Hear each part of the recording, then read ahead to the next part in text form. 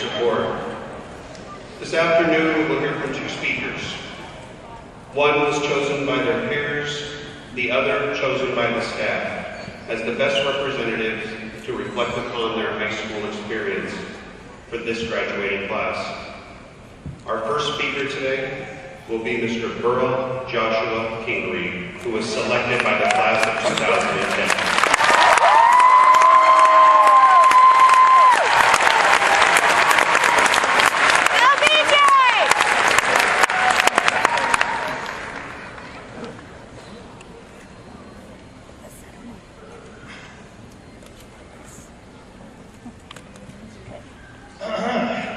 So before I get started, posterity singers.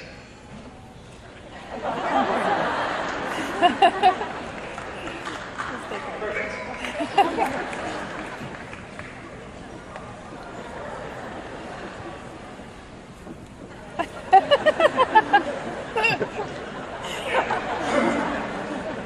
Hello, class of 2010.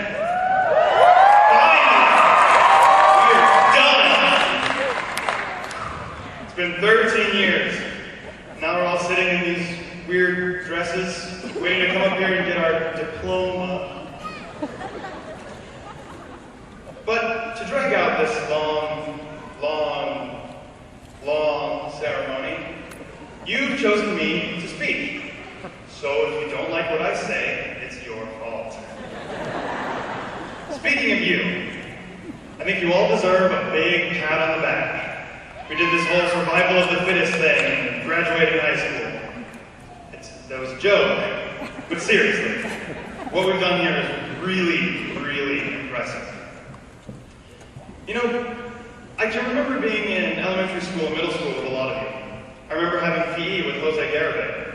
For those of you who haven't had PE with Jose, it's extremely emasculating. I can remember having math with Bryce Ingersoll.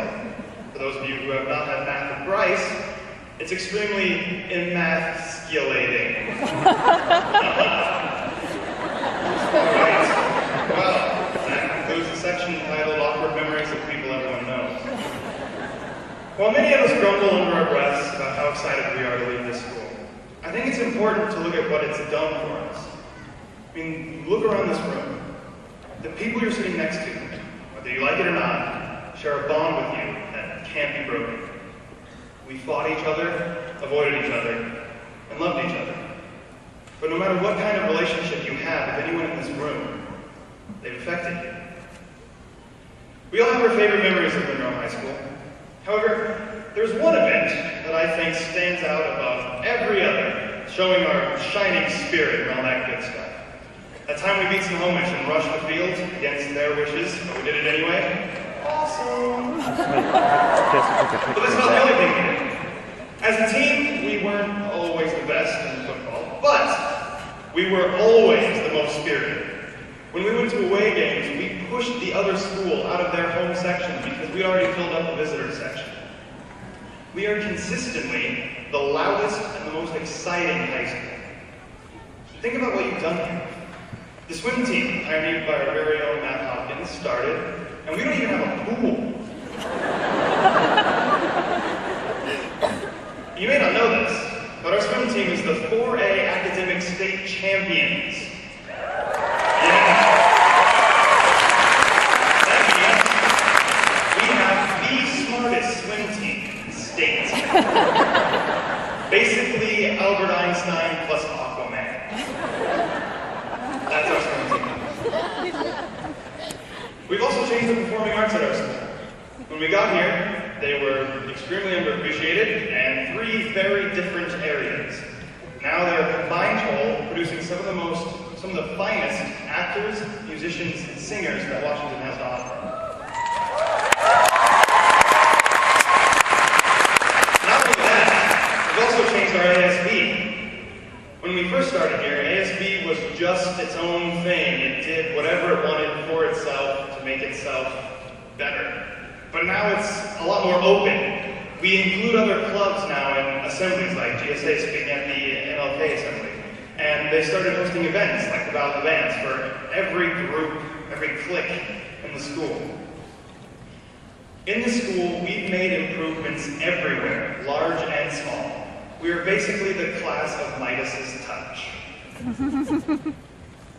Okay. I mean, look at this. We've all come so far since freshman year.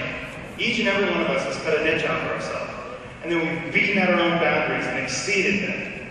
The list of awards and honors each of us has gotten goes on for days. And if you think about it, days is not even an appropriate way to measure distance. We're so awesome, we mess with the laws of nature. But no matter how awesome we are, time's not going to stop for us, and we're going to have to move on. This brings me to my final section, our future. Think about what would happen if we didn't have the last 12 years of our lives. We'd be like 5 and 6 years old. 5 and 6-year-olds cannot graduate high school. A lot of us wouldn't be the people we are today.